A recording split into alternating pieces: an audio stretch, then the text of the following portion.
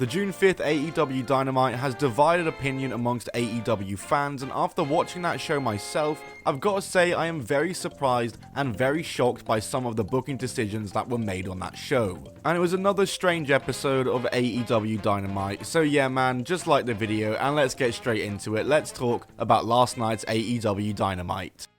The show opens with MJF. He's back on Dynamite, his first appearance on TV in a few months. I don't really know why he wasn't on the show last week, but we've got him here now, so we'll take it. And he does a long promo to open the show, and I don't really know what to think of this entire segment. I don't think it was a bad promo to start with. It was just a generic 2023 MJF promo to start with, and he goes after Swerve and Ospreay and impersonating Will's accent and just doing classic MJF stuff. He's then interrupted by Roosh, who comes out and cuts a decent promo on MJF saying he also recently returned and he didn't get a celebration when he's been working much harder than MJF has. And MJF just responds by saying that he didn't get any of that, even though the promo was completely intelligible. And I think we might have a bit of a problem now with MJF because he obviously returned at Double or Nothing and said the wholesome MJF is gone and that he's back to just being a douchebag now, but he's still a babyface and they need to find a balance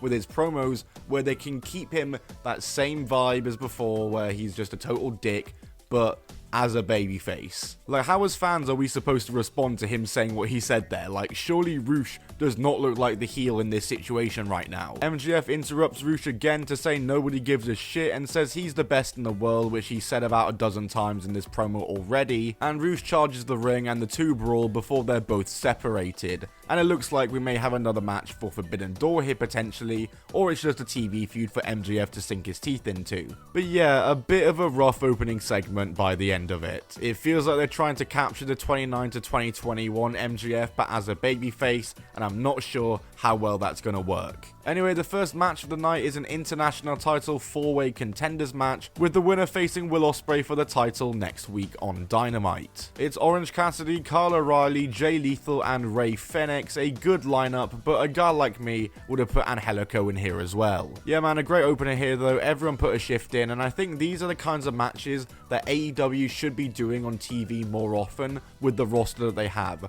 Just multi-man matches with guys who can go, because AEW is the matches promotion and these are matches you won't see anywhere else, so why not do them? Like I said, this was a strong opener and the crowd was super hot for this as well. In fact, they were hot for the entire show and for every match, and they really bought the show up. It looked as though Jay Lethal was going to pick up the win as he hits lethal injections on both O'Reilly and Cassidy and locks in the figure 4 on Fenix, but Fenix rolls him up and gets the 1-2-3 and he's facing Ospreay next week. That match is going to be absolutely mind-boggling. Post-match though, Callis and Trent come out and they look as though they're about to attack Orange Cassidy, but he grabs a chain and wraps it around his fist to back them away. Chris Statlander then comes into the ring and tells Cassidy to back off before socking him in the face with a right hook. Willa's music then hits and she's back and she clears the ring and she looks as though she's got an alliance with Cassidy, as after the break she's interviewed and the two fist pump, and we're definitely getting a mixed tag team match soon. But before that, we actually had the first of 4 Learning Tree backstage segments today,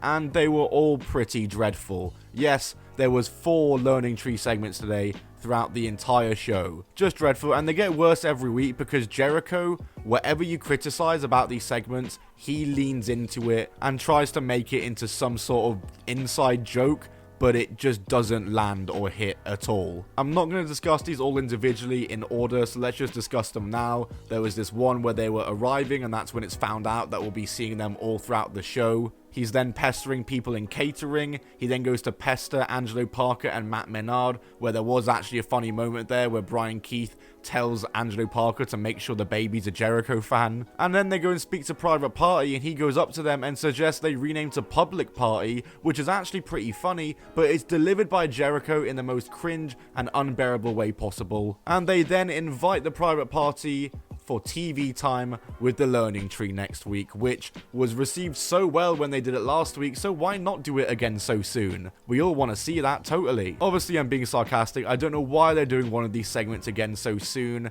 and I really hope this is a feud for the Private Party rather than them just being shoved into the Jericho stable. And I've got a really bad feeling about it because Private Party have been in random stable limbo from the day they got into AEW. Next up though, we have a surprise match announced by Christopher Daniels as it's Mark Briscoe versus Brian Cage, with the winner getting added to the TNT title ladder match at Forbidden Door. And this match started out really slow, and during the first act of this match, I thought this was probably a waste of a Dynamite spot. The crowd weren't really that hot for it either to begin with, but the match really picked up, and in the second act, the crowd really got into it, and by the end of the third act and the end of the match, this was my match of the night, and these two guys were really working. Great work from both guys here, as Mark Briscoe of course picks up the win, with Jack Perry and Takeshita both looking on. We get Renee backstage with Samoa Joe and Hook, but they are interrupted by the Premier Athletes, and Joe holds back Hook, who wants to attack them, but Joe says they'll handle it in their own time. Looks like we've got a tag match coming up soon, player. We then get the Acclaimed coming out, and Max starts rapping about the EVPs, but they are cut off by said EVPs who appear on the Tron and say to check the AEW employee handbook, as it clearly says do not disparage your EVPs, and they announce that the Acclaim segment has been cut tonight. This is the kind of stuff I'm really liking with the EVPs at the moment, where they're really blurring the lines with the way they abuse their powers. It's unique stuff. We get an interview with Swerve hyping up his match with Roderick Strong, which is main eventing tonight, as it should be, because the world champion should always be the main event. Apparently now that's a hot take, but we go straight into the Blackpool Combat Club versus Team CMLL 8-man tag team match, as Wheeler Yuta is back, and representing Team CMLL, we've got S-Finge, Magnus, Rugido, and Volador Jr. Please excuse any pronunciation I did wrong there, but this was a really fun 8-man tag. The only issue was that it was obviously quite predictable how it was going to go, and that is of course with Blackpool Combat Club getting the win, with Wheeler Yuta picking up the win in his return match. And I really wonder what Blackpool Combat Club's plans are heading into Forbidden Door. For me personally,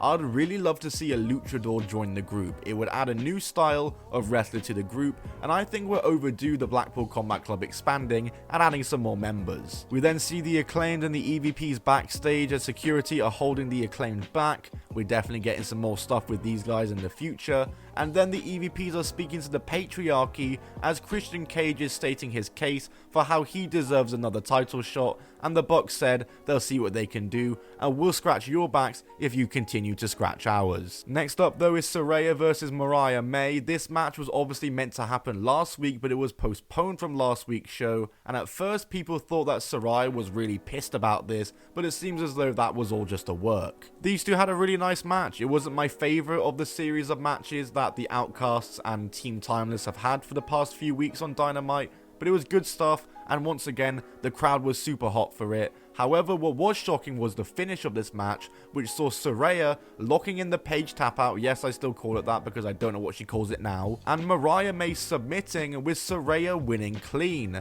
And people were very angry about this. Obviously a lot of people online don't like Saraya, and people were saying the booking doesn't make sense here. And while don't get me wrong, I was very shocked that Saraya won, especially clean, it does make sense for the story, especially given the angle we had afterwards with Mina Shirakawa coming out and Toni Storm both tending to Mariah May at the same time, helping set up for their match, which was made official for Forbidden Door. Like I said, I was definitely shocked to see Saraya win. I doubt they do anything with Saraya off of this, like give her a title shot or something like that. Maybe they could. And this was more of just a story device for what I believe is going to be Toni versus Mariah at Wembley. We then get a backstage interview with Bryan Danielson where he talks about how this is his last year in wrestling full time, and it hasn't gone as planned as he's lost every big match he's been in, but that Wheeler Yuta's return has him fired up and that there's still time to make this final year count, and so he announces himself for the Owen Hart tournament as he wants the world title at Wembley.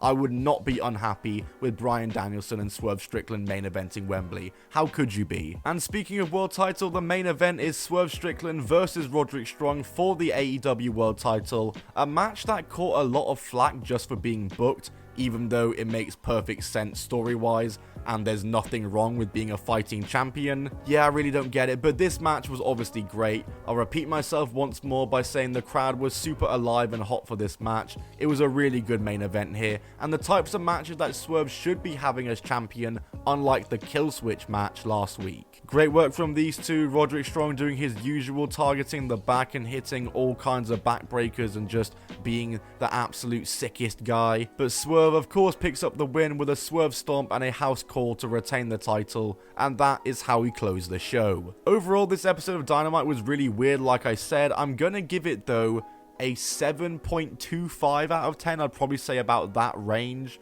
It's not a 7 out of 10, not quite, but also not quite a 7.5, so I'd say 7.25. All the matches really delivered. The crowd were amazing for this show. They bought up everything in this show. I thought Briscoe and Cage was match of the night. However, the cons of this show was that MJF promo was not a great way to open the show for me, and all the Chris Jericho segments just didn't hit in the slightest. But other than that, I saw a lot of stories getting told tonight, lots of setup for Forbidden Door, and it was a solid episode of Dynamite outside of all of the Jericho and MJF shenanigans. There was also a really good video package with Daniel Garcia that I forgot to mention, going over injuries he's overcame to become a wrestler and how he broke both his legs in 2019 and maybe wasn't going to be able to walk again. These are video packages for wrestlers that we need more of in AEW because they make you care, and I already liked Daniel Garcia, but this makes me like him even more as a fan, and I want to see more Garcia now. Overall, decent show, just a bit of weirdness in decision making